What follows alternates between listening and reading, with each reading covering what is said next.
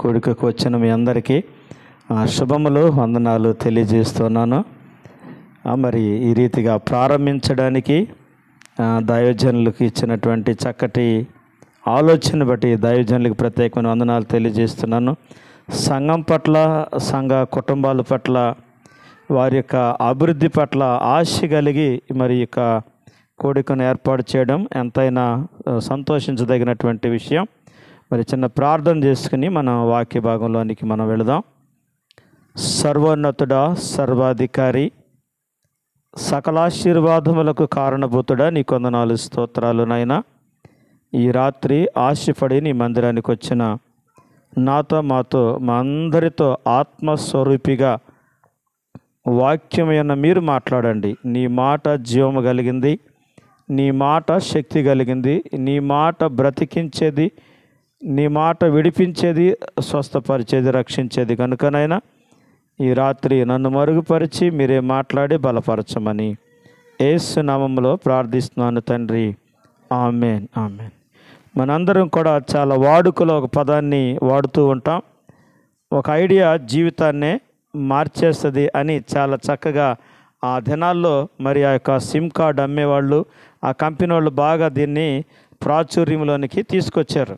మరి ఎంతమంది జీవితాలను ఆ ఐడియా అనేది మార్చిందో లేదో తెలియదు, కానీ ఈ రాత్రి ఒక రాత్రి కాలపు ప్రార్థన మన అందరి జీవితాలను తప్పకుండా మారుస్తుంది. హల్లెలూయా. ఎందుకంటే గొప్ప గొప్ప దైవజనులు, గొప్ప గొప్ప ప్రార్థనా పరులు వారి జీవితాల్లో అభివృద్ధిని, ఆశీర్వాదాన్ని, సక్సెస్ని సాధించారంటే దానికి గల బలమైన కారణం ఏంటంటే వారికున్న జ్ఞానము, వారికున్న తెలివితేటలు, వారికున్న ఆలోచనలు కాదు, కానీ వారి యొక్క మోకాళ్ళ ప్రార్థనే వారి జీవితాల్లో గొప్ప కార్యాలను చేయగలిగింది. హల్లెలూయా.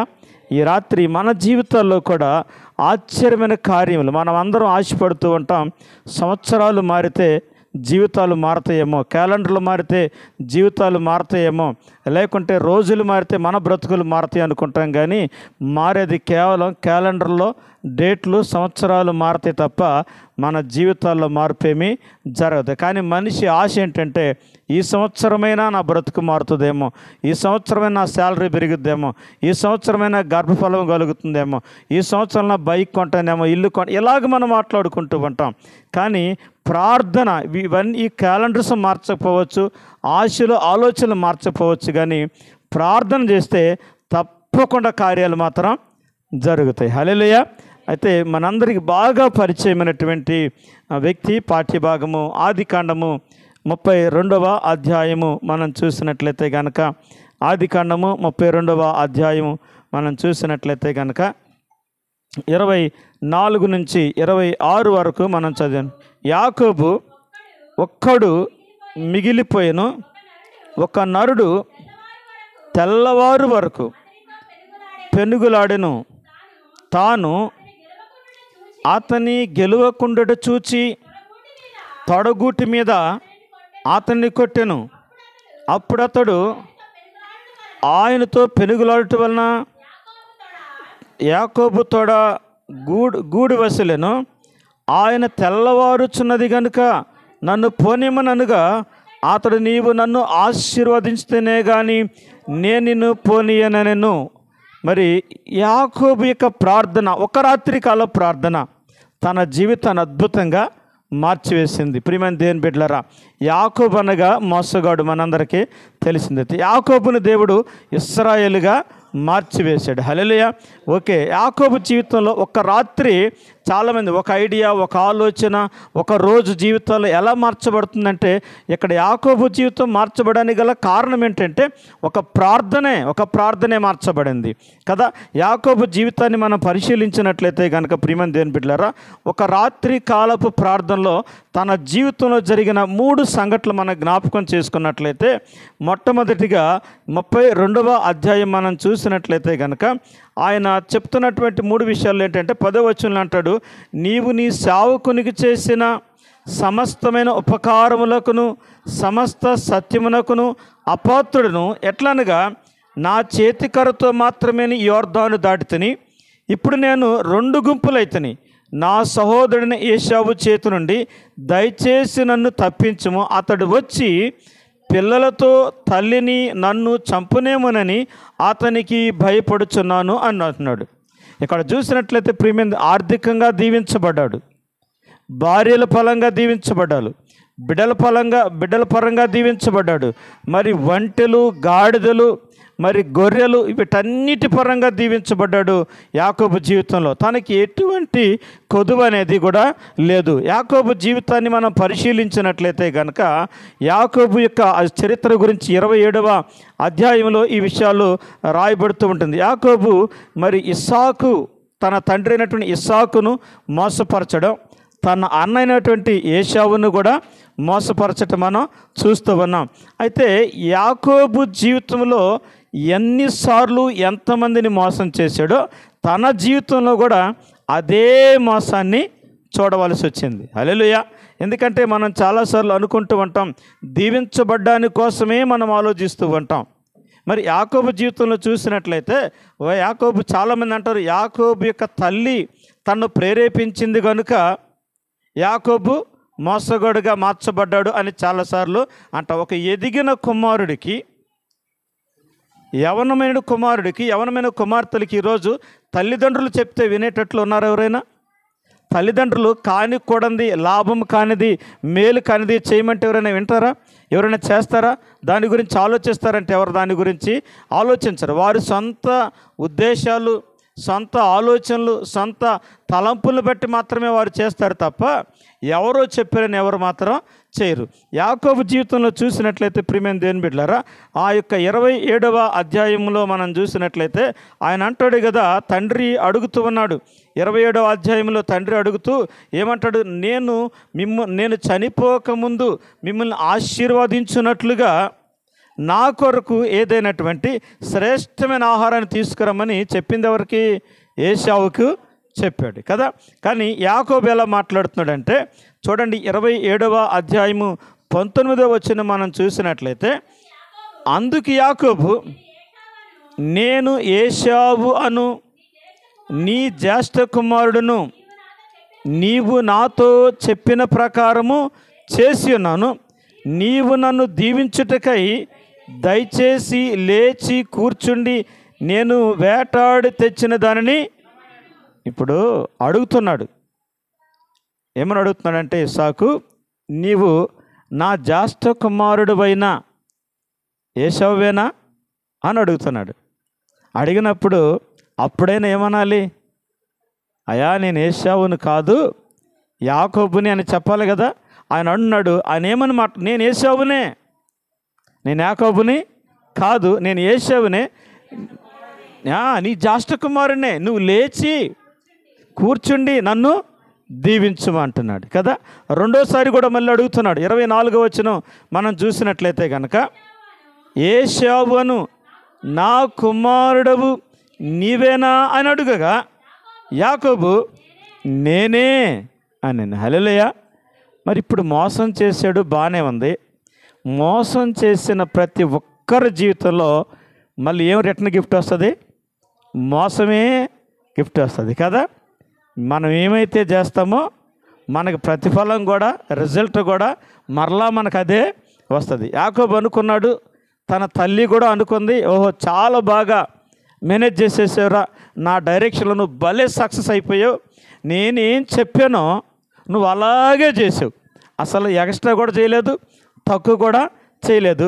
ఎంత చేసావంటే మీ కన్న తండ్రే నిన్ను అసలు గుర్తుపట్టలేనంతగా యాక్ట్ చేసావు. బాగా ఇద్దరు కూడా నాకు తెలిసి సంతోషించుండొచ్చు, సంబరాలు చేసుకుండొచ్చు, ఆహా దీవించబడ్డం కూడా చాలా బాగుందిలే అని చెప్పేసి వెళ్ళిపోయి ఉండొచ్చు. కానీ మోసం విషయంలో మనం ఎవ్వరికి ఎప్పుడు ఏ విషయంలో కూడా మోసం మనం చేయకూడదు. రెండవదిగా దేవుని బిడ్డలుగా ఈయన అంటాడు, దేనికోసం మోసం చేశాడు? దీవించబడుట కొరకై మోసం చేశాడు. దేవుని యొద్దకు వచ్చి ఒక రకంగా చెప్పాలంటే దీవెన పొందుట కొరకై మోసం అనొచ్చు మనం దీన్ని కదా.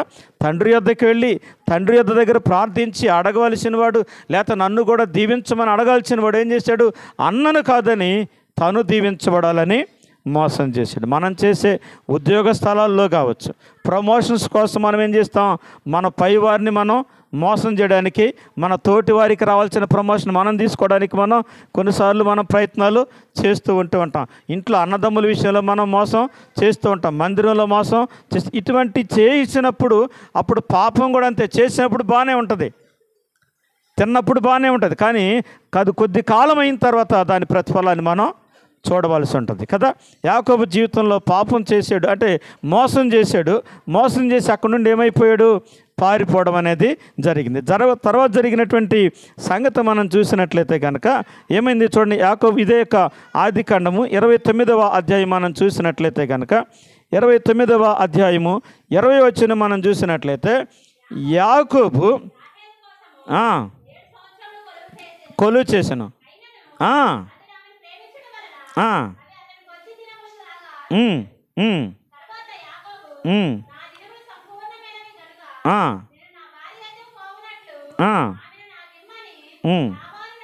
అడుగగా పోగు చేసి 25 చదువు, 25 చదువు.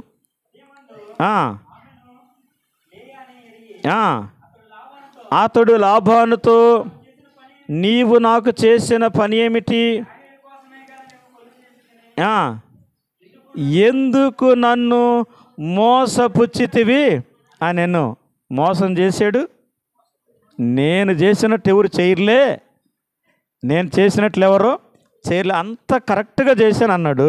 ఇప్పుడు అంటున్నాడు తన మామయ్య లాభంతో అంటున్నాడు, నన్ను ఎందుకు మోసం చేసావు అని అంటే మనసులో ఏమని క్వశ్చన్ వచ్చి ఉంటుంది, అరే నేను కూడా ఒకసారి మోసం చేశాను కాబట్టి మోసం చేసే నాకు మళ్ళీ ఏమి ఎదురొచ్చింది, మోసమే ఎదురొచ్చిందంట. హల్లెలూయా.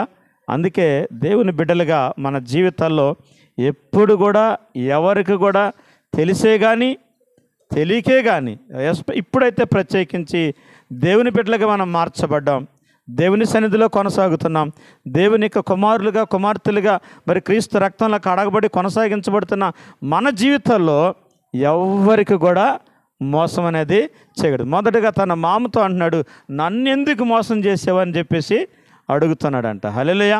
రెండోదిగా మనం చూసినట్లయితే కనుక రెండోసారి కూడా మళ్ళీ ఇదే మాట మాట్లాడుతున్నాడు. 31వ అధ్యాయం మనం చూసినట్లయితే కనుక 31వ అధ్యాయము 7వ వచనంలో మనం చూసినట్లయితే ఈయనంటాడు, మీ తండ్రి నన్ను మోసపుచ్చి 10 మార్లు, అంటే ఇప్పటికి ఎన్నిసార్లు మోసపోయి ఉంటాడు? 10 సార్లు. అంటే మీ తండ్రి అక్కడ అంటాడు లేయా విషయంలో, అంటే రాహేలుని ప్రేమించాడు, రాహేలు విషయంలో లేయా ఇచ్చాడు. అప్పుడు లాభాన్ని ఏం చేశాడు, యాకోబుని ఇప్పుడు నన్ను ఎందుకు మోసపుచ్చావు అంటున్నాడు. ఓకే, అది వివాహ విషయంలో మోసపుచ్చాడు.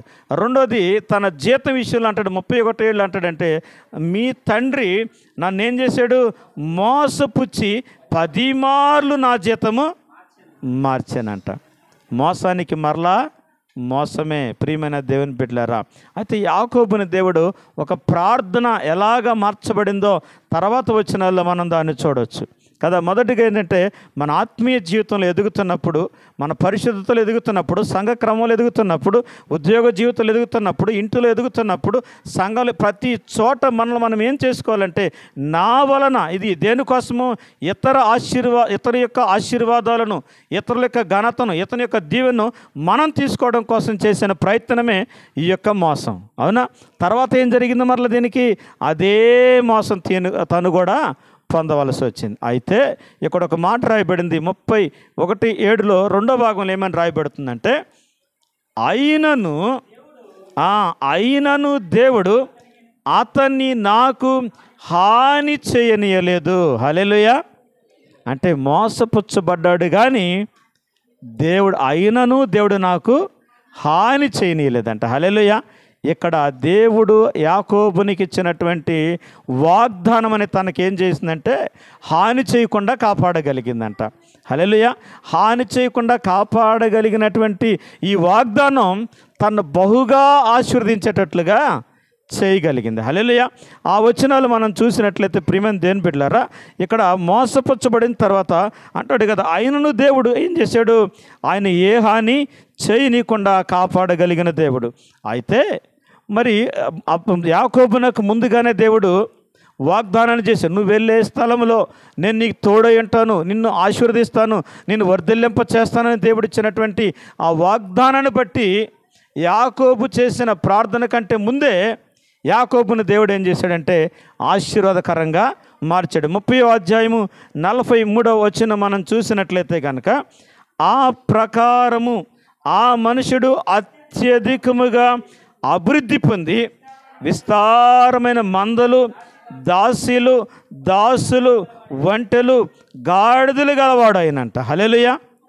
అంటే మామ మోసం చేసిన ఆర్థిక పరంగా, మామ మోసం చేసిన భార్య పరంగా, లేయా విషయంలో మోసం చేసిన మరలా దేవుడు రాహేలును వచ్చేటట్లుగా చేశాడు. రెండవదిగా ఆర్థిక పరంగా 10 మార్లు జీతం మార్చిన దేవుడు యాకోబు పక్షాన నిలిచి యాకోబుని ఎలా దీవించాడంట.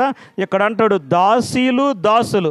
అసలు ఈయన చేసిన పని ఏంది? ముందు దాసిగానే పనివాడిగానే చేశాడు. కానీ దేవుడు ఎలా చేశాడు? తనకు దాసీలు, దాసులుగా ఉండేటట్టుగా చేశాడు. తను కాపరిగా చేస్తే తనకు కాపర్లు ఉండేటట్టుగా దేవుడు ఆయన్ని గొర్రెల కాపరిగానే చేశాడు ఈయన. కానీ ఇప్పుడు ఈయన అంటాడు ఈయనకి మందలు ఉన్నాయి, ఈయనకి పశువులు ఉన్నాయి, ఈయనకి ఏమన్నా ఒంటెలు ఉన్నాయి, గాడిదలు ఉన్నాయి, గొర్రెలు ఉన్నాయి, మేకలు ఉన్నాయి. వీడిని కాసేవారిని కూడా దేవుడు అంతగా దేవుడు ఆయన్ని ఆశీర్వదించాడంట. హల్లెలూయా. అయితే ఈ రాత్రి మనం అనుకున్న రీతిగా ప్రియమైన దేవుని బిడ్డలారా, ఒక ప్రార్థన ఎంత శక్తివంతమైనది అని మనం చూసినట్లయితే కనుక, మరి యాకోబుని తన మామ మోసం చేయడం, తన భార్యలతో మాట్లాడతాడు. ఏమని మాట్లాడతాడు? 31వ అధ్యాయము మనం చూసినట్లయితే కనుక 2వ వచనాన్ని 3వ వచనాన్ని మనం చూసినట్లయితే, మరియు అతడు లాబాను ముఖము చూచినప్పుడు అది నిన్న మొన్న ఉండినట్లు అతని ఎడల ఉండలేదు. అప్పుడు యెహోవా నీ పితరుల దేశమునకు నీ బంధువుల యొద్దకు తిరిగి వెళ్ళుము, నేను నీకు తోడై ఉండేదనని యాకోబుతో చెప్పగా, ఎప్పుడైతే యాకోబుని దేవుడు తన మామైన లాబాను ఇంట వర్ధిల్లింప చేస్తున్నాడో, మందలిస్తున్నాడో, విస్తరింప చేస్తున్నాడో, ఈ ఆశీర్వాదాలు చూసినటువంటి లాబానికి ముఖం మారిపోతుందంట. ఒకవేళ ఎవరిని చేసుకున్నాడు ఆయన, ఎవరికి ఎల్లుడాయాడు? ఆయన యాకోబు దీవించబడితే ఎవరు సంతోషపడతారు? తన కుమార్తెలే సంతోషపడతారు, తన మనవళ్ళే సంతోషపడతాడు. ఒక మామగా ఆయన కూడా సంతోషపడాలి. కానీ ఇక్కడ అంటాడు ఆయన ముఖము నిన్న మొన్న ఉండినట్లుగా అతని ఎడల లేదు. మనం దీవించబడుతుంటే, మనం ఆశీర్వదించబడుతుంటే, మనం వర్ధిల్లింప చేయబడుతుంటే సొంత అన్నదమ్ములే వర్చలేని పరిస్థితి కలగవచ్చు. సొంత రక్త సంబంధికులే, సొంత మామలే, సొంత అత్తలే, సొంత అన్నదమ్ములే వార్చలేని పరిస్థితి రావచ్చు. ఇక్కడైతే యాకోబు ఒక నిర్ణయాన్ని తీసుకున్నాడు, ఇక్కడ ఉండడానికి నాకు వీల్లేదు, మరలా తిరిగి నేనేం చేస్తాను, నా యొక్క దేశానికి నేను వెళ్ళిపోతానని నిర్ణయించుకున్నాడు. నిర్ణయించుకుని వస్తుంటే ఈ మోసపుచ్చినటువంటి మోసం అక్కడతోనే లాభానుతోనూ లేకుండా తన మామతోనూ తన భార్యతో ఆగిపోయిందా అంటే ఎక్కడ పట్టుకుంది? తన అన్న దగ్గర పట్టుకుందంట. హల్లెలూయా. కొన్నిసార్లు మనం చేసినటువంటి మోసాలు కొంతకాలం మన అలాగా వెంబడిస్తూ అయితే కృప కలిగిన దేవుడు వాటన్నిటి నుంచి కూడా విడిపించగలిగిన దేవుడు అంట. హల్లెలూయా. అయితే ఇప్పుడు బయలుదేరి వస్తూ ఉన్నాడు. ఓకే, ఈ స్థితి నుంచి బయటపడుతున్నానులే, క్షేమంగా వచ్చేస్తున్నాను, భార్యలు, కుమారులు, కుమార్తెలు, మందలు, పశువులు ఇవన్నీ తీసుకుని వచ్చేస్తున్నానులంటే ఏమని సమాచారం వచ్చిందంటే, ఇప్పుడు ఇక్కడ నుంచి తప్పించబడ్డావు, బాగానే ఉంది, ఇప్పుడు నీకు ఎదురుగా మరొక సమస్య వచ్చింది. ఏశావు దాదాపు 400 మందితో నిన్ను ఎదుర్కోవటానికి వస్తున్నాడు. ఇక మళ్ళీ ఒక భయం ప్రారంభమైపోయింది. మామ భయం పోయిందిరా బాబు అనుకుంటే ఇప్పుడేమో భయము, అన్న భయం వచ్చేసింది. కొన్నిసార్లు ఒక భయం పోతే మరొక భయం మనల్ని వచ్చినట్లుగా ఇప్పుడు మామ భయం పోయింది, ఆ దేశం పోయింది, ఆ పరిస్థితులు పోయినాయి, అవన్నీ విడిచిపెట్టి బయటకు వచ్చేస్తున్నాను అనుకుంటే ఎదురుగా ఒకళ్ళతో కాదు, ఇద్దరితో కాదు, దాదాపు 400 మందితో అన్న ఏశావే వస్తూ అన్నాడు. ఈయన అనుకున్నాడు నేను మోసం చేసి వచ్చాను కదా. ఆయన అన్నాడు నన్నును, నా భార్యను, నా పిల్లలను చంపునేమో అని భయపడుతున్నాడంట. మన జీవితాల్లో కొన్నిసార్లు భయం అనేది మనం ఆవరిస్తూ ఉంటుంది. అది ఆర్థికపరమైన, లేకుంటే ఆరోగ్యపరమైన, లేకుంటే కుటుంబపరమైన, లేకుంటే ఉద్యోగపరమైన, లేకుంటే బంధువుల పరమైన, లేకుంటే శత్రు భయం మనల్ని వెంటాడుతూ ఉండొచ్చు. అయితే ఆ శత్రు భయాన్ని, ఆర్థిక భయాన్ని, లేకుంటే మన జీవిత ఉద్యోగ భయాన్ని ఎలా తొలగించుకోగలమంటే యాకోబు ఏం చేయాలి? ఆయన 400 మందితో వస్తున్నాడు కాబట్టి నేను ఇప్పుడు 800 మందిని సిద్ధపరచుకోవాలి అనుకోవాలి. ఆయన 400 మందితో వస్తున్నాడు కాబట్టి అసలు వాళ్ళ బలాలు ఏంటి, బలహీనతలు ఏంటో కనుక్కురమ్మని అని చెప్పాలి. లేకుంటే వీరిని ఎలా జయించాలని ఆలోచించాలి. కానీ యాకోబు ఏం చేశాడంటే అతనితో పోరాడటం కంటే దేవుని పాదాలు పట్టుకోవడం మేలు అనుకున్నాడు. హల్లెలూయా. అతనితో పోరాడి అతనితో జయించి, అసలు యాకోబుకున్న పేరే పోరాటం కలిగిన వాడని, పోరాడి గెలిచిన వాడని ఆయన పేరు. కానీ అన్నతో ఇప్పుడు మామతో పోరాడాడు, దేవునితో పోరాడాడు, తన మందలను విస్తరింప చేసుకున్నాడు, దీవించబడ్డ బాగానే ఉంది. ఇప్పుడు అన్నను కూడా పోరాడి జయించి గెలవచ్చు. ఇప్పుడు అనుకున్నాడు అన్నతో పోరాడడం కంటే దేవుని పాదాలు పట్టుకోవడం శ్రేష్టమైన. మన జీవితాల్లో పోరాటాలు కలుగుతూ ఉండొచ్చు, సమస్యలు కలుగుతూ ఉండొచ్చు, భయాలు కలుగుతూ ఉండొచ్చు. ఆ భయాలన్నిటి నుంచి తొలగించేది దేవుని యొక్క పాదాలే. హల్లెలూయా. ఎందుకంటే సంవత్సరం యొక్క మరి మొదటి నెల చివరి దినాల్లో మనం ఉంటుండగా ఈ 2025 సంవత్సరంలో మన పోరాటాలను మనం ఎలా జయించాలంటే మన మోకాళ్ళు కనుక అంటాడు కదా భక్తుడు, అంటాడు మోకాళ్ళు నల్లబడితే మోకము తెల్లబడుతుంది అని కదా. మన మోకాళ్ళు వంగితే పరిస్థితులన్నీ కూడా మార్చబడతాయి అంట. హల్లెలూయా. ప్రభు అయిన యేసుక్రీస్తు వారు మనకు చక్కటి సాదృశ్యంగా ఉన్నారు. ఆయన ప్రతి పగలంతా సువార్త చెప్పి రాత్రంతా మోకాళ్ళ మీద ప్రార్థన చేసేవాడు, పెందరకడ లేచి ప్రార్థన చేసేవాడు. ఎన్ని సమస్యలు వచ్చినా, ఎన్ని వ్యతిరేకతలు వచ్చినా, ఎన్ని పోరాటాలు వచ్చినా వాటన్నిటిలో నుంచి తండ్రి అయిన దేవుడు అతను విడిపించేవాడుగా ఉన్నాడంట. హల్లెలూయా. ఇప్పుడు 400 మందితో ఈయన బయలుదేరి వస్తూ అన్నాడు. ఇప్పుడు ఏం చేయాలంటే మరి భయం పుడుతుంది, తన జీవితంలో భయం ఎదురవుతుంది. ఇప్పుడు నేనేం చేయాలి అని ఆలోచన. మిక్కిలి 32:7 మనం చూసినట్లయితే కనుక ఎంతగా భయపడుతున్నాడంటే 32వ అధ్యాయము 7వ వచనంలో ఎలాగుంది ఆయన పరిస్థితి చూడండి. యాకోబు మిక్కిలి భయపడి తొందరపడి అని రాస్తున్నాడు. 8వ వచనంలో చూసినట్లయితే ఏశావు ఒక గుంపు మీదకు వచ్చి దాన్ని హతము చేసిన ఎడల మిగిలిన గుంపు తప్పించుకొని పోవచ్చునని తనతోనున్న జనముల మందలను 2 గుంపులుగా ఎంతగా భయపడ్డాడంటే 2 భాగాలు చేశాడు తన దగ్గర గుంపుని. ఒకవేళ 400 మందితో వస్తున్నాడు కనుక ఇప్పుడు ఆయన 400 మందితో వచ్చి ఒక గుంపుని చంపేస్తే ఇంకొక గుంపు అన్నా మిగిలి ఉంటుందేమోనని 2 గుంపులుగా చేశాడు. ఎంతగా భయపడాడు? మిక్కిలి భయపడి. మోసం మనకి ఏం చేస్తుందంటే భయాన్ని ఇస్తుంది, మిక్కిలి భయాన్ని ఇస్తుంది. రెండవ ఆలోచన ఏమొస్తుందంటే కొంత లాస్ అయినా పర్లేదులే, ఎందుకంటే మోసం చేసాం కదా, కొంత నష్టపోయినా పర్లేదులే అనే ఒక అపరాధ భావాన్ని తీసుకొస్తుంది మనలోనే. మనం చేసింది కరెక్ట్ కాదు కదా, మనం చేసింది మోసమే కదా, ఈ భయపడడం కరెక్టే, కొంత లాస్ అవ్వడం కరెక్టే అని మనమే తీర్మానాలు తీసుకుంటూ ఉంటాం. అయితే యాకోబు కూడా మనలాంటి స్వభావం కలిగిన వాడే కనుక తను కూడా మిక్కిలి భయపడి, ఏ భయం కలిగిందంటే మరణ భయం కలిగింది కదా. ఏమని భయము? నేను చనిపోతానేమో, నా భార్య చనిపోద్దేమో, నా పిల్లలు చనిపోతారేమో, అసలు సగం మందే చనిపోతుందేమో అని మిక్కిలి భయపడిపోయినటువంటి జీవితంలో ఈ రాత్రి మనం కూడా చాలాసార్లు మనకి ఎక్కువ మొట్టమొదటి ప్రతి దానికి అంటారు కదా, నువ్వు టెన్షన్ పడబాకు, ప్రతి దానికి నువ్వు ఊరికే టెన్షన్ పడిపోతావు, ఏమంటాం, నువ్వు ఊరికే టెన్షన్ పడిపోతావు, ఊరికే భయపడిపోతావు అని చాలామందిని చాలాసార్లు మన జీవితంలో కూడా ప్రాక్టికల్గా ఎదురవుతూ ఉంటుంది. అయితే మన జీవితంలో కూడా మిక్కిలి భయపడిపోతూ ఉంటాం. ఏదైనా వినకూడని వార్త విన్నా కానీ అది మన ఇంట్లోకే వచ్చినట్టు మనం భయపడిపోతూ ఉంటాం. ఎక్కడో జరిగినా కానీ ఏమో మన ఇంట్లో జరిగిద్దేమో, మన పక్కనే జరిగిద్దేమో అనుకుంటుంటాం. ఏది జరిగినా మనం భయపడుతూ ఉంటాం కదా.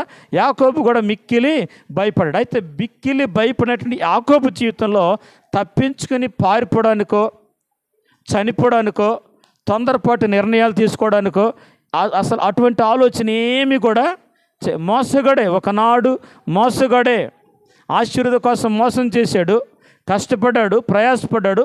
అయితే ఇప్పుడు ఏం చేశాడంటే ఆ మోసాన్ని జయించడానికి, మరణాన్ని జయించడానికి, ఆ భయాన్ని జయించడానికి తను ఎంచుకున్న మార్గమే తనకు గొప్ప ఆశీర్వాదాన్ని తీసుకురాగలిగింది. హల్లెలూయా.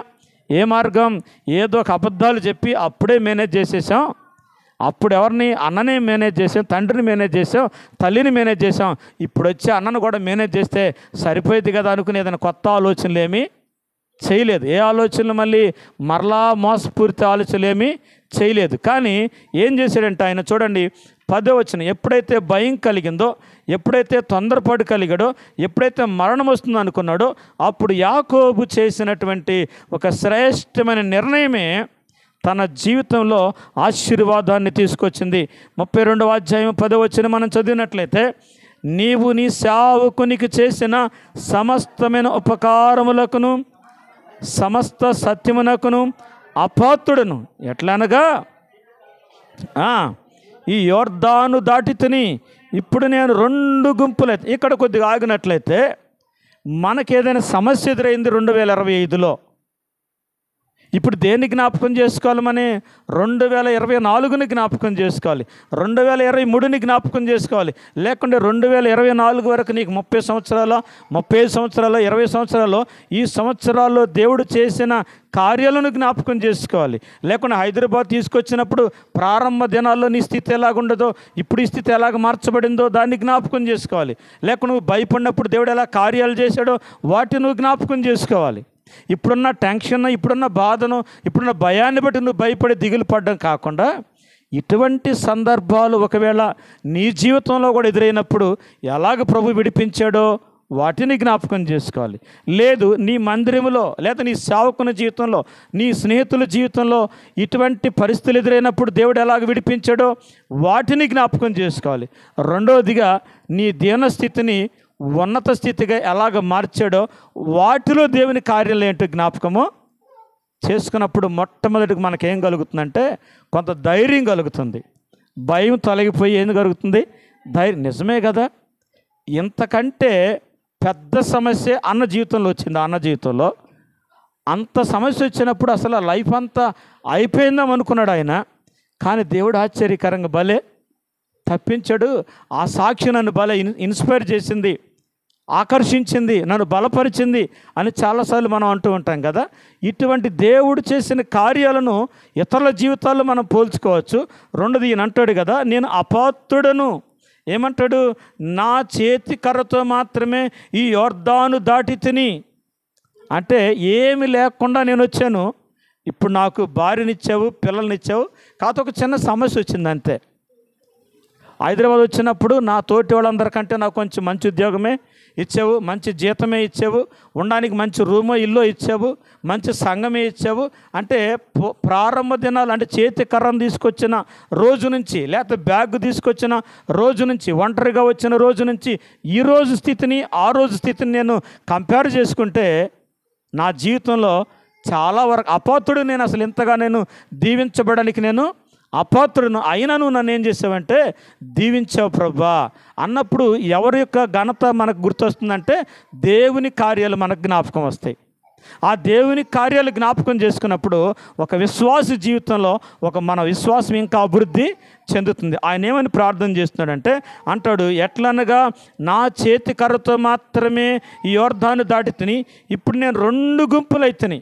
నా సహోదరుని ఏశావు చేతి నుండి దయచేసి నన్ను తప్పించము, అతడు వచ్చి పిల్లలతో తల్లిని నన్ను చంపునేమని అతనికి భయపడ. ఉన్నటువంటి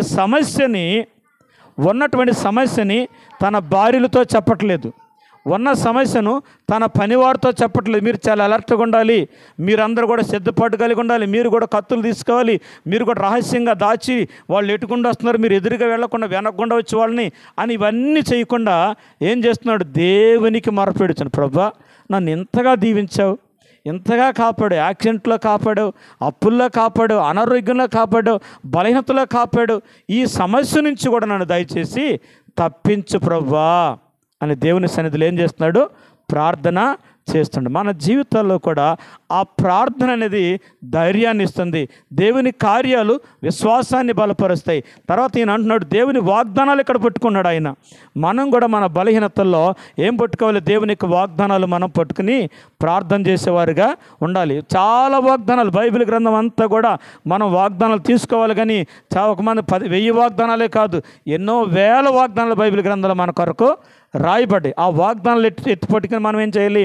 ప్రార్థన చేయాలి. అయితే యాకోబు జీవితంలో కూడా ఏమని ప్రార్థన చేస్తున్నాడంటే, అయ్యా నన్ను దయచేసి తప్పించుము అని 12వ వచనంలో అంటాడు. నీవు ఏమని చెప్పావు నాకు? నేను నీకు తోడై నిశ్చయముగా నీకు మేలు చేయుచు విస్తారమగుట వలన లెక్కింపలేని సముద్రపు ఇసుక వలె నీ సంతానం విస్తరింప చేయుదునని సెలవిచ్చితివే. మూడోదిగా ఏం చేస్తున్నాడు తెలుసా? వాగ్దానాన్ని జ్ఞాపకం మొదటిగా తన స్థితిని జ్ఞాపకం చేసుకుంటున్నాడు, అంటే ఎంతగా దీవించాడో జ్ఞాపకం చేసుకున్నాడు. రెండోది తన భయాన్ని దేవునికి తెలియజేస్తున్నాడు. మూడోది దేవుడు తనకిచ్చిన వాగ్దానాన్ని జ్ఞాపకం చేసుకుని, నన్ను ఇలా చేస్తానని చెప్పావు కదా ప్రభా, ఆ వాగ్దానాన్ని బట్టి నన్ను దీవించయ్యా. ప్రియమైన దేవుని బిడ్డలారా, మన జీవితాల్లో దేవుడి కార్యాలు చేయాలంటే ఈ 3 విషయాలు. మొదటిగా మనం ఏం చెప్తుందంటే, చెప్పాల్సిన దేవునికి కాకుండా, కార్యాలు చేసే దేవునికి కాకుండా, సమస్యలు తీర్చగలిగిన దేవునికి కాకుండా ఏం చేస్తామంటాం? ఎవరికి చెప్పే ఈ సమస్య? నా స్నేహితుడికి చెప్పానండి. ఆ స్నేహితుడు స్నేహితుడిగానే ఉంచుతాడా? కొంతమంది రహస్యంగా ఉండే స్నేహితులు ఉంచవచ్చు, కానీ ఆ స్నేహితుడు ఏం చేస్తాడు? అరే నీకు తెలుసా నరేష్ గురించి అంటాడు, ఇప్పుడు నీకు తెలుసా బాబ్జీ గురించి అంటాడు, నీకు తెలుసా విజయ్ గురించి అంటాడు. ఆ లోకమంతటికి చాటేస్తాడు కదా. దానివల్ల ఏమవుతుంది? కొన్నిసార్లు మనకే అవమానం కూడా కలగవచ్చు. అయితే యాకోబు జీవితంలో భార్యలకు చెప్పాడు లేదో తెలియదు, తన పనివారితో చెప్పాడు లేదో తెలియదు, కానీ దేవునితో మాత్రం చెప్తున్నాడు, అయ్యా నేను మిక్కిలి భయపడుచున్నాను, నేను చనిపోతానేమో, నా భార్య నా బిడ్డలు చనిపోతారేమో, నన్ను రక్షించు ప్రభా, మీరు అన్నారు కదా నిన్ను విస్తరింపచేస్తానని, నీ వాగ్దానాన్ని బట్టి నన్ను విడిపించు ప్రభా. ఎంతగా ప్రార్థన చేశాడంటే, మనం చదువుకున్న రీతికి 26వ వచనంలో మనం చూసినట్లయితే కనుక, ఆయన తెల్లవారుచున్నది కనుక నన్ను పోనిమ్మనగా అతడు నీవు నన్ను ఆశీర్వదించితేనే కానీ నిన్ను అంతగా ప్రార్థన చేశాడంట. ఒకటే పాదాలు పట్టుకున్నాడు. ఆర్థికంగా దీవించబడ్డాడు, ఆరోగ్యపరంగా, కుటుంబాల పరంగా, బిడ్డల పరంగా, ఆస్తి పరంగా ఆయనకి కొద్దివేమీ లేదు. అయినా అడుగుతున్నాడు, అయ్యా నువ్వు నన్ను ఆశీర్వదిస్తేనే కానీ నేను నిన్ను పోనీనని. ఎంతకంటే తెల్లవారు వరకు, అంటే తెల్లవారు వరకు అంటే మన కార్యములను దేవుడు సఫలము చేసేంత వరకు మనం ఏం చేయాలి? గురి కలిగి ప్రార్థన చేయాలి. హల్లెలూయా. అలసిపోయేవారుగా, విసుగు చెందేవారు. అందుకే లోక 18:1 అంటాడు, విసుగక నిత్యం మీరు ప్రార్థన చేయుచుండాలి అంటాడు కదా. నేను చాలా రోజులు ప్రార్థన చేశానండి, ఇప్పుడు వదిలిపెట్టేశానండి చాలాసార్లు అంటారు. ఆ విషయాలు వదిలిపెట్టకూడదు. మన జీవితంలో దేవుడు కార్యాలు చేసేంత వరకు, అది 1 తెల్లవారు కావచ్చు, 2 తెల్లవారులు కావచ్చు, 3 దినాలు కావచ్చు, 21 రోజులు కావచ్చు, మనం ప్రార్థన చేస్తూనే ఉండాలి. హల్లెలూయా. ఆయన అంటాడు, తెల్లవారు వరకు నన్ను నీవు ఆశీర్వదిస్తేనే కానీ నేను నిన్ను పోనీనని ప్రార్థన చేశాను. అప్పుడు 29వ వచనంలో, అప్పుడు యాకోబు నీ పేరు దయచేసి 28లో అంటాడు, అప్పుడు ఆయన నీవు దేవునితోనూ మనుషులతోనూ పోరాడి గెలిచితివి కనుక ఇక మీదట నీ పేరు ఇశ్రాయేలే కానీ యాకోబు అనబడదని చెప్పాను. ప్రియమైన దేవుని బిడ్డలారా, నేను అంటాను, యాకోబుని ఇశ్రాయేలుగా మార్చిన దేవుడు మన జీవితంలో తప్పకుండా మారుస్తాడు. హల్లెలూయా. మోసకరమైన జీవితాన్ని దీవెనకరమైన వాడుగా తన హృదయం ఎలా మార్చబడుతుందంటే, 33వ వచనంలో మనం చూసినట్లయితే, యాకోబు కన్నులెత్తి చూచినప్పుడు ఏశావును అతనితో 400 మంది మనుషులు వచ్చుచుండరి. అప్పుడు అతడు తన పిల్లలను, లేయా రాహేలను 2 దాసీలను పంచి అప్పగించను. అతడు ఏం చేస్తున్నాడంటే, అతని ముందర దాసీలను, వారి పిల్లను, వారి వెనుక లేయను, ఆమె పిల్లలను, ఆ వెనుక రాహేలను, ఏశాబును ఉంచి ఏం చేస్తున్నాడు? వారి కొరకు ఒక కానుకను సిద్ధపరుస్తున్నాడు. అసలు ఆశీర్వాదం కోసం మోసపుచ్చినటువంటి యాకోబు ఇప్పుడు అతని కొరకు ఒక కానుకను, అంటే తీసుకునేటువంటి స్వభావం కలిగిన వాడు, ఎవరి దగ్గర లాక్కుందాం అనుకున్నాడో, ఎవరు ఆశీర్వాదాలు దొంగిలిద్దాం అనుకున్నాడో, ఎవరిని మోసపుచ్చి ఎలాగైనా దీవించబద్దాం అనుకున్నాడో అతను కొరకు కానుకను సిద్ధపరుస్తాడు. ఏ మనసు ఇది? ఆశీర్వదించబడినటువంటి మనసు మారినటువంటి హృదయం కదా. మోసపుచ్చాలనుకున్నాడు ఇప్పుడు అంటున్నాడు, లేదు నేనే ఆయనకు కొంత కానుకను. ఎటువంటి కానుకనంటే ఆయన అంటాడు, ఇంత పెద్ద కానుక నాకు, అయినా నేను ఇంకా లేదు ఈ కానుక నువ్వు తప్పకుండా, దీనికోసమే కదా మొదట ఆయన మోసపుచ్చింది. కానీ ఇప్పుడు అంటాడు, ఎప్పుడైతే యాకోబుని ఇశ్రాయేలుగా దేవుడు మార్చాడో, ఇప్పుడు ఆయన అంటాడు, నీ కొరకు కానుకను సిద్ధపరిచి పంపిస్తాను. మన జీవితంలో మోసపుచ్చిన ఆ స్థితిని దేవుడు ఒక రాత్రిలోనే ఎటువంటి స్థితిగా మార్చాడంటే ఇచ్చేవాడుగా కదా. జక్కయ్య జీవితంలో కూడా అంటాడు, ఆయన అందరి దగ్గర లంచాలు తీసుకుని ప్రజల్ని ఇబ్బంది పెట్టినవాడు. ఎప్పుడైతే యేసయ్య వచ్చాడో ఇప్పుడు అంటాడు, ఎవరి దగ్గర అన్యాయంగా తీసుకుంటే 4 గంటలు తిరిగి నేను. అంతకుముందు జరగలేదు ఈ కార్యం. ఎప్పుడైతే యేసయ్య దగ్గరికి వచ్చాడో, యేసయ్య తన ఇంటికి వెళ్ళాడో తనంతడు తానే చెప్పిస్తున్నాడు. యాకోబు జీవితంలో కూడా ఆ ఆశీర్వాదాల కోసమే, ఆ డబ్బుల కోసమే, ఆ దీవెన కోసమే మోసపుచ్చిన యాకోబు ఇప్పుడు అంటాడు, నీ కొరకు ఒక విలువైన కానుకను నేను పంపిస్తాను అన్నాడు. హల్లెలూయా.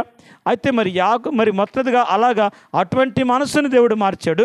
రెండవదిగా దేవుడు ఎటువంటి కార్యాలు చేశాడో మనం చూసినట్లయితే కనుక 5వ వచనంలో ఏశావు కన్నులెత్తి ఆ స్త్రీ 4వ వచనం, అప్పుడు ఏశావు అతను ఎదుర్కొన పరుగెత్తి అతని కౌగిలించుకొని అతని మెడ మీద పడి. అసలు ఏమనుకున్నాడు ఈయన? ఏశావు వస్తే యాకోబుని ఏం చేస్తాడు అనుకున్నాడా? కానీ ఈ రాత్రి ప్రార్థన చేసిన తర్వాత తెల్లారి పొద్దున్నే ఏశావు ఎదురుపడ్డాడు. ఎదురుపడితే గుండెల్లో ఇప్పుడు ఏమడుగుతాడో, ఎలా చంపుతాడో, ఒకసారి చంపేస్తాడా లేకపోతే పొడి చంపేస్తాడా, అసలు ఏ టైపు చంపేస్తాడు, అందరు కొట్టి చంపేస్తాడా, ఏం ప్లాన్లు వేసాడని ఈయన భయపడుతుంటే ఆయన దూరంగా ఉండగానే పరిగెత్తుకుంటూ వచ్చి కౌగిలించుకుని మెడ మీద పడి ముద్దు పెడుతున్నాడంట. అసలు ఏం పెడతాడు అనుకున్నాడు ఈయన? కత్తితో పొడుస్తాడు అనుకుంటే హత్తుకొని ముద్దు పెట్టుకున్నాడంట. హల్లెలూయా. మొదటిగా యాకోబు జీవితంలోనేమన్నా తీసుకునే స్వభావం నుంచి ఇచ్చే స్వభావాన్ని దేవుడు ఇచ్చాడు. రెండోదిగా ఏశావుకి ఎటువంటి మనసు కలుగు చేశాడంటే ఆయన్ను హింసించడమో, గాయపరచడమో, చంపడమో అది కాదు నువ్వు చేయాల్సింది. ఇప్పుడు నువ్వేం చేయాలి? యాకోబు దగ్గరికి వెళ్ళి హత్తుకొని ముద్దు పెట్టుకుని కౌగిలించుకొని నా సొంత తమ్ముడా అని హత్తుకోవాలని చెప్తున్నాడు. ఇప్పుడు ఈయన అంటాడు పరిగెత్తి. ఆ మాట చూసి ఏశావు కన్నులెత్తి ఏం చేశాడు? ఎదుర్కొన్న పరుగెత్తి. ఎలా వెళ్తున్నాడు? అసలు ఇది ఎందుకోసం పరిగెత్తాలి? మామూలుగా అయితే అసలు దొరక్క ఇప్పుడు దొరికేవి ఇక నా చేతికి, ఇప్పుడు నా పక్షాన ఎంతమంది 400 మంది కూడా ఉన్నారు, ఇక నా చేతిలో నుంచి నువ్వు తప్పించుకోలేవు అనాలి. ఈయనేమన్నా చూడంగానే ఇక పరిగెట్టడానికి వెళ్ళేవాడు. ఇన్ని 21 సంవత్సరాల తర్వాత నా తమ్ముడిని చూస్తున్నానికి సంతోషంతో ఆయన పరిగెత్తుకొని రావాలి. ఈయన పరిగెత్తుకుండా పోతున్నాడు. ఎందుకు పరిగెత్తుకుంటూ వస్తున్నాడు రా? దగ్గరికి వచ్చిన దాకా ఎలాగుంటుంది? అసలు ఈ పరిగెత్తడంలో ఉద్దేశం ఏందో అనుకొని అంటాడు. కానీ చివరికి పరిగెత్తుకుంటా పోయి కౌగిలించుకొని హత్తుకొని మెడ మీద పడి ముద్దు పెట్టాడంట. హల్లెలూయా. ఇప్పుడు 3 మార్పులు దేవుడు ఏం చేశాడంటే యాకోబు జీవితంలో ఆశీర్వాదాన్ని ఇచ్చాడు. ఎటువంటిది? యాకోబుని ఇశ్రాయేలుగా మార్చాడు. రెండోది ఏశావు జీవితంలో మార్పునిచ్చాడు. ఎవరి కోసం? యాకోబు కోసం. ఏం చేశాడు? భయాన్ని తొలగించాడు. రెండోది మరణాన్ని తొలగించాడు. హత్తుకునేవాడుగా దేవుడు చేశాడంట. హల్లెలూయా. అక్కడ లాభాన్ని గురించి విడిపించిన దేవుడు ఎక్కడికి వచ్చేసరికి సొంత అన్న హృదయాన్ని కూడా మార్చేశాడంట. హల్లెలూయా. ఒక రాత్రి కాలపు ప్రార్థన ఆత్మీయంగా మార్పు కలిగించింది, ఆర్థికంగా మార్పు కలిగించింది, భయాన్ని తొలగించింది, మరణాన్ని కూడా తొలగించిందంట. హల్లెలూయా.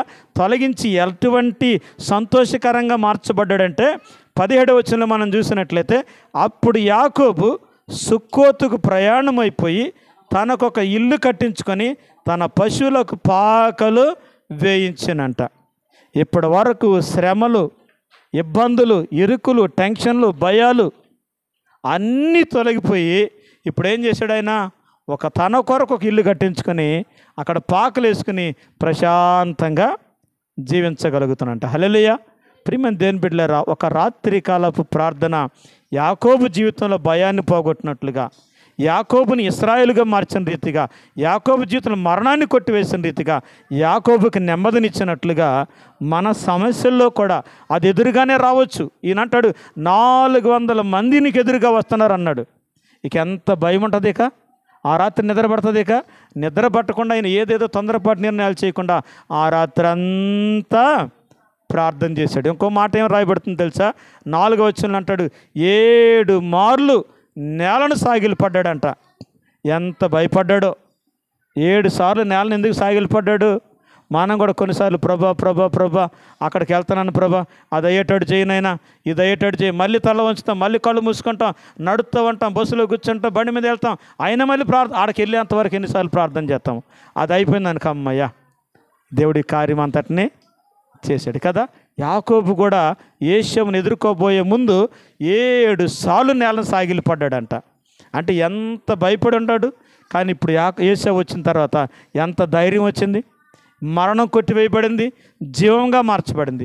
భయం కొట్టివేయబడింది, ధైర్యంగా మార్చబడింది.